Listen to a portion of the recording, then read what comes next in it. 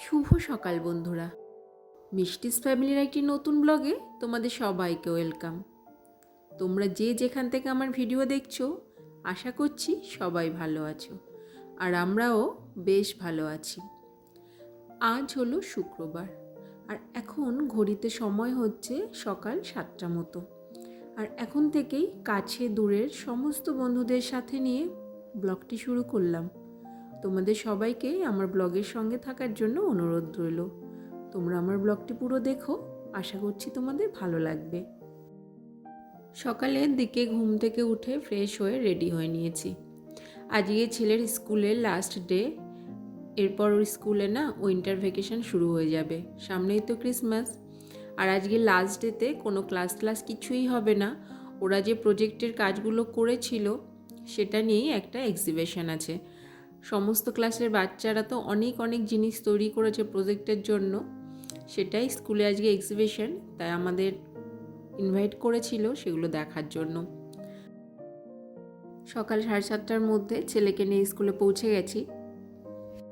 প্রচণ্ড ভিড়, কেননা প্রত্যেকটা বাচ্চার সঙ্গে তার প্যারেন্টসরা এসছে। হাজব্যান্ড তো বাড়িতে ছিল না, তাই আমি একাই এসেছি ছেলেকে নিয়ে। ওর বাবা থাকলে ওর বাবাও আসতো। স্কুলে যাওয়ার পর প্রথমেই না আমার ছেলের ক্লাসে ঢুকতে গেছিলাম, কিন্তু দেখলাম প্রচণ্ড ভিড়। তা ওটা আর না দেখে অন্য ক্লাসের বাচ্চারা যে জিনিসগুলো রেডি করেছে এক্সিবিশনের জন্য সেগুলোই ঘুরে ঘুরে দেখছিলাম। তা এখানে তোমাদের সঙ্গে সবটা শেয়ার করব না, তাহলে ব্লগটা অনেক বড় হয়ে যাবে, তো অল্প কিছু জিনিস শেয়ার করছি।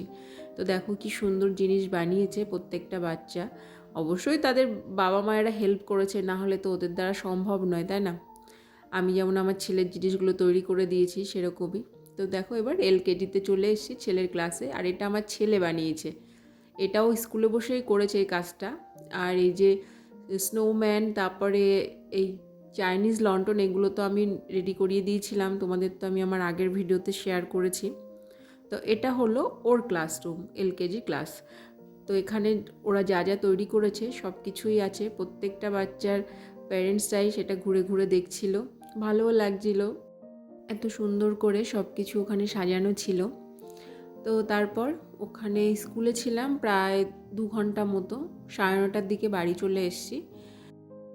সকালের দিকে তো তাড়াহুড়ো করে বেরিয়ে গেছি, সেরকম কিছু কাজই করা হয়নি। শুধু যাওয়ার আগে বেডরুমটা ঝাড়ু লাগিয়ে গেছিলাম, বিছানাটাও ঠিকঠাক গোছাতে পারিনি। আর এখন ড্রেস চেঞ্জ করে ফ্রেশ হয়ে নিয়েছি, আর এরপর যা যা কাজকর্ম সেগুলো শুরু করতে হবে। অনেক কাজের চাপ, সকাল থেকে কিচ্ছুই করতে পারিনি। ছেলেকে জামা কাপড় চেঞ্জ করিয়ে দিয়ে হালকা কিছু খাইয়ে দিলাম, আর ও নিচে চলে গেছে। নিচে গিয়ে বললাম তুই একটু খেলা কর আর আমি কাজগুলো সেরে নিই। তো সবার প্রথমে বিছানাটাই তুলে নিচ্ছি। ঘরের বিছানা যতক্ষণ না গোছানো হয় দেখবে ঘরটা কেমন এলোমেলো মনে হয়। আমার এই ব্ল্যাঙ্কেটটা না যখন ভাঁজ করতে যাই ভীষণ প্রবলেম হয়।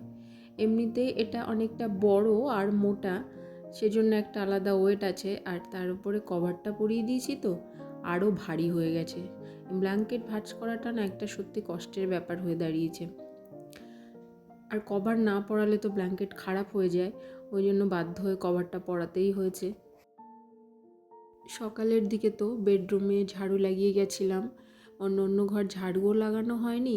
ঝাড়ু লাগাবো কি, ঘরে জানলাগুলো তাই খোলা হয়নি। তো এখন বেডরুমের সব কাজকর্মগুলো সেরে এসে অন্য রুমে চলে এসেছি। এখন এই ঘরের জানলা টালনা খুলে বিছানা টিছানা ঝাড়বো, আর তারপরে ঘর ঝাড়ু দেবো, এসব করব। অন্যদিন কি হয় যে এই টাইমের মধ্যে না আমার অনেক কাজ করা হয়ে যায়, মোটামুটি ওপরের ঘরগুলোর সমস্ত কাজকর্ম হয়ে যায়। কিন্তু আজকে ছেলের স্কুলে 2 ঘন্টা মতো ছিলাম, তাই এদিকে ঘরের কাজগুলোতে না সব দেরি হয়ে যাচ্ছে।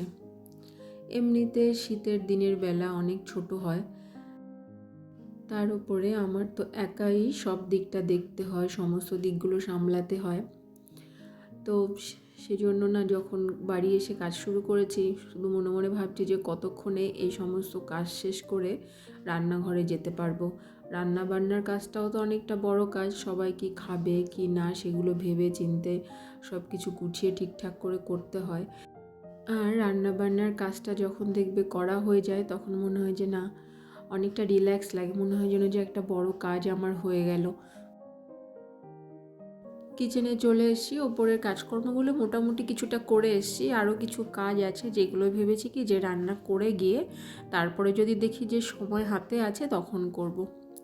তো এসে তো সবার আগে এখন ভাতটা বসিয়ে দিচ্ছি। আজকে না ভেবেছি যে অন্য বেশি কিছু রান্না করব না, একটু সেদ্ধ ভাত করে নেব আর তার সঙ্গে একটা তরকারি আর একটা ভাজা করব। আমার না রান্না বান্না করতে বেশ ভালোই লাগে, আর হাতে যখন আমার অনেকটা সময় থাকে তখন আমি অনেক রকমের রান্নাও করি আর সব কিছু গুছিয়ে করে নিই। তো আজকে যেহেতু সময়টা হাতে কম, ওই জন্য একটু তাড়াহুড়োই করছি সব কিছু করতে। তো সবার আগে এসে ভাতটা বসিয়ে দিয়েছি আর ভাতে একটু আলু সেদ্ধ দিয়ে দেব। আলু সেদ্ধ এমনিতে আমার খেতে ভীষণই ভালো লাগে। শুধু আলু সেদ্ধ না, লঙ্কা দিয়ে মেখে খেলেও দেখবে, লঙ্কা তেল দিয়ে মেখে খেলেও ভালো লাগে। কিন্তু আজকে আলু সেদ্ধর সঙ্গে একটু ডিম সেদ্ধ দিয়ে ভেবেছি মেখে খাবো দুপুরবেলা যখন ভাতটা খাবো। তাই কটা ডিম সেদ্ধও বসিয়ে দিলাম।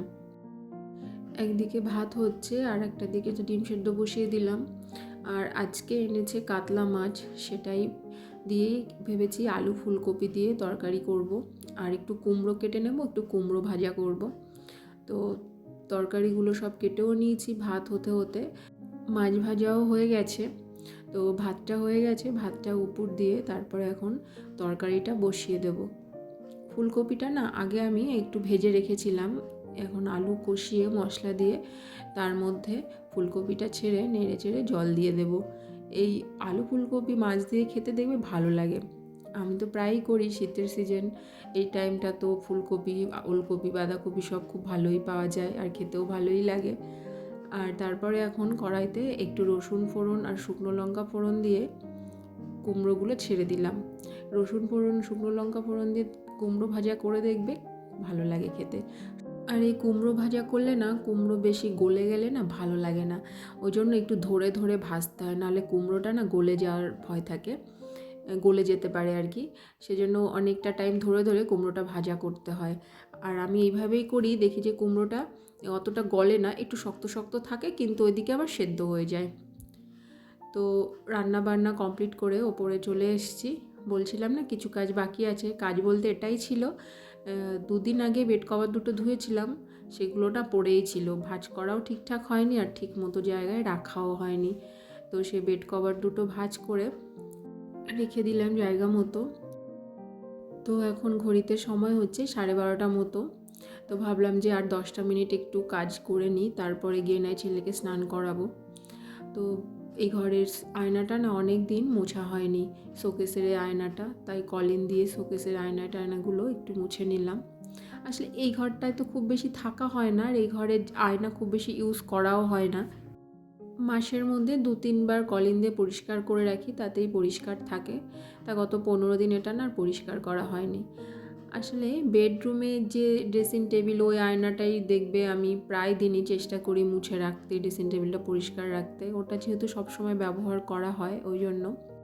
আর এই ঘরের যে জিনিসগুলো আছে সেগুলো মাসের মধ্যে 2-3 বার, মানে যখন আমি সময় পাই, যখন হাতে দেখি সব কাজ করার পরেও এক্সট্রা কিছু টাইম আছে, তখনই এই কাজগুলো করে থাকি।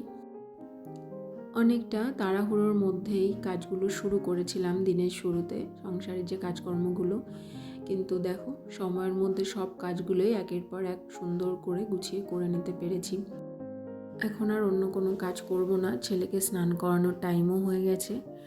তো ওকে স্নান টান করিয়ে নিয়ে এসেছি, ক্রিম মাখিয়ে দিচ্ছি। ওকেও না 2-3 বার করে এখন মুখে কোল্ড ক্রিম লাগাতে হচ্ছে, না হলে গাল দুটো দেখছি একটু লাল লাল হয়ে যাচ্ছে। তো আজকের মতো ভিডিওটা তোমাদের সঙ্গে আমি এই পর্যন্তই শেয়ার করলাম। আশা করছি তোমাদের ভালো লেগেছে। তোমাদের সঙ্গে দেখা হবে আবার নেক্সট ব্লগে। তোমরা সবাই ভালো থেকো, সুস্থ থেকো, সবাইকে জানাই টাটা।